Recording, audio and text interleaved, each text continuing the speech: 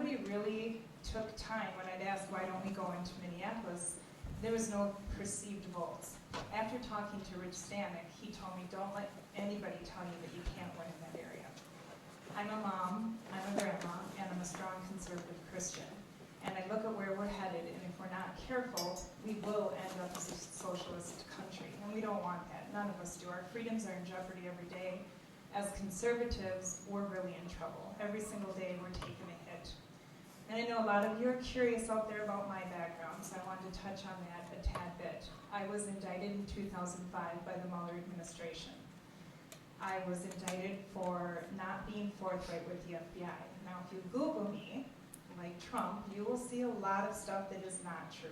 I can only do so much to explain.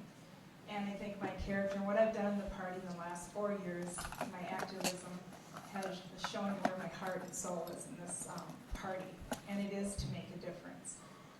When I was indicted, I went through a tough time, and that's what motivated me to want to run. Our justice system is injustice at the highest level, and it needs to be reformed. A lot of things need to be reformed in this state, but to start there in the inner city, working with those people, I've been on the ground, I hear their stories, and what they're asking is, you know what guys, where are you? Like, we're not happy with the Democrats, but where do we find you? We can't just throw someone in an election cycle, say, you know, go fend for yourself without any support. This is a very difficult district. It's got the richest of the rich and the poorest of the poor. There needs to be a strategy there where we bring the rich of the rich to the poor area.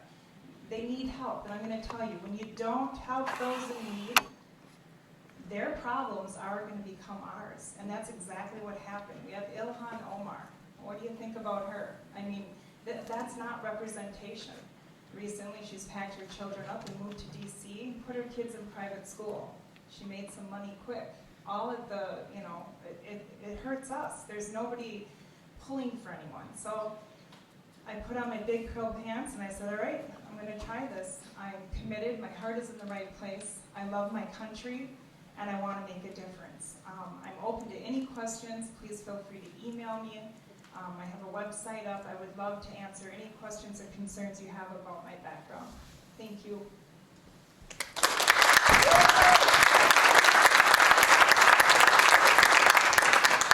Thank you, Ellie, and Lucia. My name is Lucia Bogo, and I was born in Honduras, Central America. I became a U.S. citizen in 1989. I'm married to Ronald Bogo. He's sitting right there.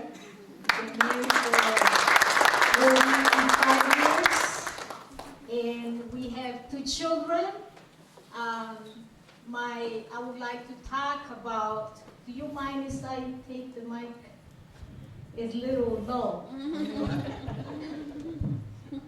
So I can take it out? Yeah. Please. I was born in Honduras. I have 5 brothers, 5 sisters. Grow up in a family, their own business. They are always up very early in the morning. So have a good life until I was 12. And then my mom got sick and we lost our business. And then the tough life started. I started working when I was 12 years old for an aunt that was wealthy too.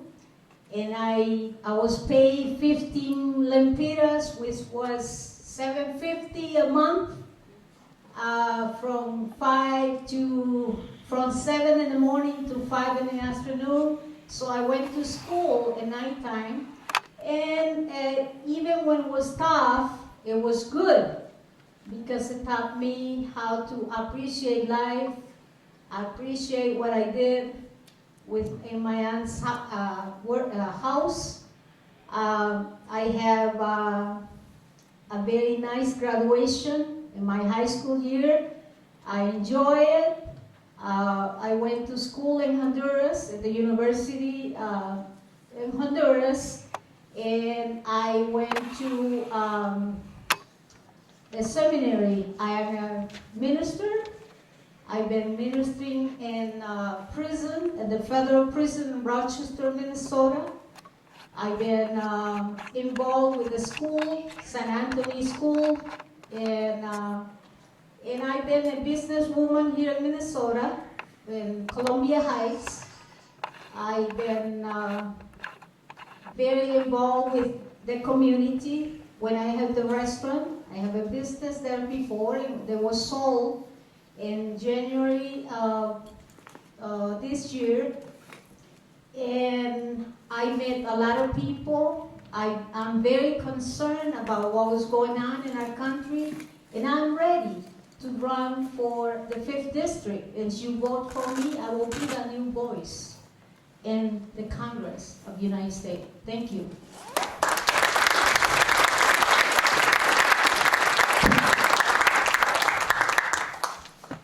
This next question will be a 1-minute answer. And we'll start with Allie, then Lucia, then Lacey. Why are you running as a Republican in Minnesota's 5th Congressional District? I'm running because the stakes are way too high not to. As I said in my opening, I worked on several different campaigns, and nobody was willing to go in there and get their hands dirty. And like I said, I guess if you don't pay attention to other people's problems that are in your community like that, they will become yours, and you will have to deal with them. And we need help in this area. I mean, you said it's a beautiful district. There's a lot of great things in there, but people are afraid to go dine there. I know I don't go to dinner there. It's just you don't feel safe, and I've heard that over and over. And I want that to change, and I'm committed to doing so. Lucia? I decided to run because I see the needs of people that we cannot keep ignoring. Single moms with children in my community in Columbia Heights. I see the struggle of single women, and different races, Spanish, white, black, struggle working for minimum wage, not able to pay the rent. They can't afford a daycare. So many things that we need to see that we cannot ignore anymore. And also because Omar is not representing my community, and I believe in not representing any one of us in this place. So this is why I'm doing it. Minister, when I look at the problems that's been happening, going on in our neighborhood for decades, I've come to the conclusion, I know this, because the data backs me up, that the democratic approach and their philosophies and things will never solve the issues in our community. This whole non-profit government program teaching us we are victims, and I want to spread a message of empowerment and control, and I can speak from experience. I wasn't born with a silver spoon in my mouth, but through hard work, dedication, good choices, God, and those type of things, we were able to succeed. So that's one thing. The second thing is basically the Democratic Party, they've been scamming us for the past decade, 4 decades. And their one agenda item for the black community is racism. Now, I'm tired of them coming around every 4 years and talking race, and then they disappeared, and we crawled for it. And then third, I have something I call return on vote. It's like return on your investment. We're not getting a proper return on our votes. And I think we need to make them to start earning our votes and not just giving it away every day like my wife called it automatic renewal. And lastly, we need to get a message out, and I need to change the mindset, so that's why I'm out here. You're running as a Republican.